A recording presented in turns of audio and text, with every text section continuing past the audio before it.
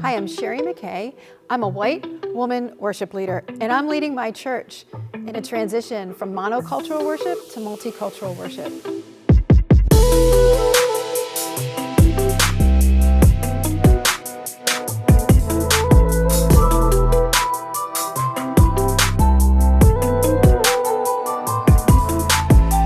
Today, I want to talk to you about an experience where I had no idea what I was doing, but God was doing something. Several years ago, my church took a mission trip to India.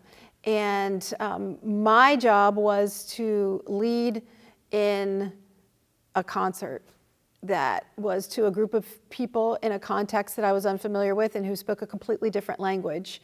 So how could I plan a meaningful concert when I don't speak the language and I don't know the culture? At this time, I had not done any cross-cultural work at all. And so I was at a loss for how to do this. It seemed kind of impossible.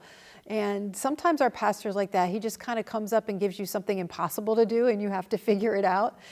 Fellow worship leaders, I know many of you have some of those same experiences. Your pastor comes and asks for something, and then you're like, okay, how do I do this? And India was very much like that for me. But God is good, and God gave me some things and some people to work with, and some people in our church that really, as we came together, we came up with some really neat ideas of how to present this concert with a message in a country where people spoke a language that we didn't know how to speak. So what we did was we had weekly meetings after church for several weeks where we learned the culture. We had people from that were in our congregation come and tell us about the do's and don'ts in that culture that we were going to be visiting. We learned about how they think, what they believe. We learned about the local religion. The predominant religion is Hinduism. And so we learned about Hinduism. And one of the things I learned is that there's like 1 million gods in Hinduism, and each god has a story. Every god had a story, and even the children will have books that have tell the story of all these different gods. And so the Lord just kind of helped me to have a light bulb moment, like, let's tell God's story. Yahweh, Jehovah, God, let's tell his story. And so we designed our concert to go from Genesis to Revelation and hit some of the highlights of, how God created the perfect world, and we were born with sin. And how do we communicate this? Because we don't speak the same language. Yes, we use some music, but we recorded some narrations that were in the local language. We used a lot of video, and we had the resources where we could have a big jumbo screen, a couple different jumbo screens, and show these videos. We also incorporated dance with props for communicating Satan entering the garden.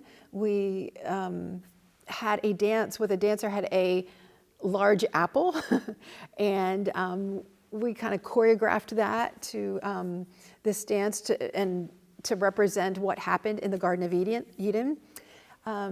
We also used artwork, live artwork being painted, and we had these huge canvas panels that we constructed in India, which was really interesting to figure out how to acquire resources in a culture that is very different from yours. That's a whole other episode maybe.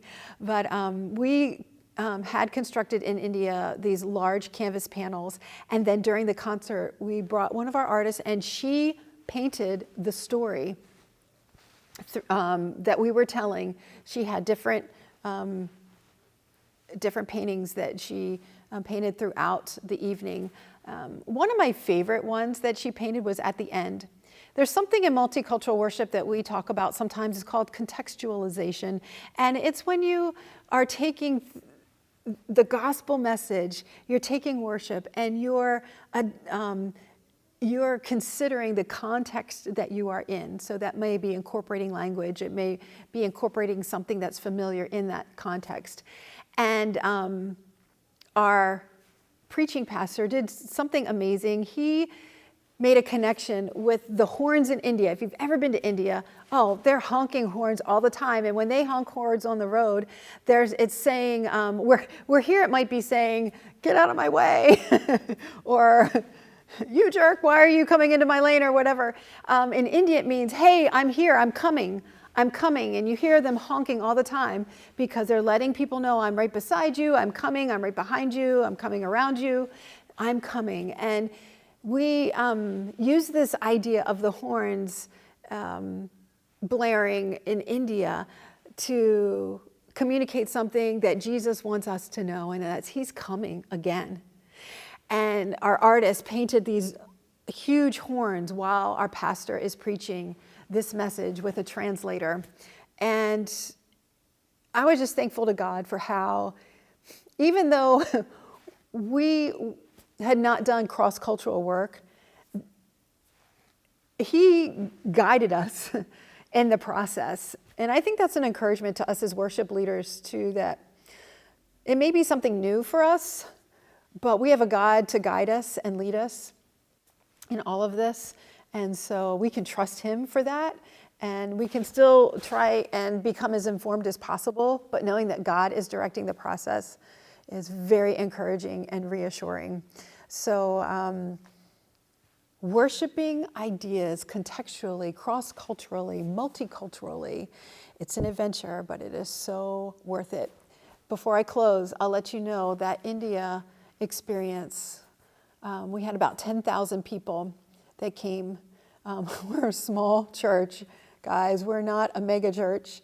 And to have 10,000 people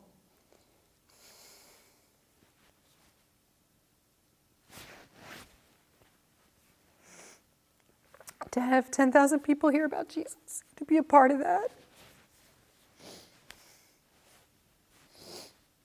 At the end, there was an invitation, and there was a translator, and I didn't know what he was saying because he was speaking Telugu or Hindi. And I just noticed at the end, like this massive amount of people standing up. I thought he just asked everybody to stand up. It wasn't until after the concert that I realized that it was an invitation and he was asking people who received Jesus to stand up. So this is worth it. It's really worth it. And when we get to heaven, it's going to be great because we'll meet all those people that we share the gospel with. And Jesus used our efforts to reach their hearts. So join me for another episode as I share some of these experiences of journeying from monocultural worship to multicultural worship.